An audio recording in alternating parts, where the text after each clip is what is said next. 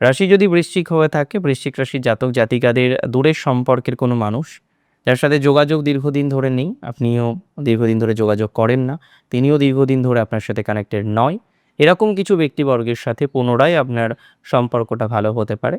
এরকম কিছু ব্যক্তিবর্গের সাথে আপনার পুনরায় অ্যাটাচমেন্টটা ঠিকঠাক দিকে যেতে পারে, পুনরায় বন্ডিংটা ঠিকঠাক দিকে যেতে পারে এবং দিন শেষে এতটুকু বার্তা তো আমি আপনাদের দিতেই পারি যে আপনারা ভালো থাকার লক্ষ্যে কিন্তু এগিয়ে যেতে পারবেন।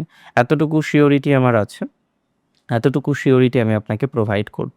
তবে এমন কিছু মানুষের সাথে এনগেজড আছেন, টক্সিক রিলেশনশিপ বলবো আমি, সেগুলোকে মিনিমাইজ করতে হবে, বুঝে শুনে চলতে হবে। দেখুন, রিলেশনশিপ ইজ ভেরি গুড, এটা তো ঈশ্বরের দান।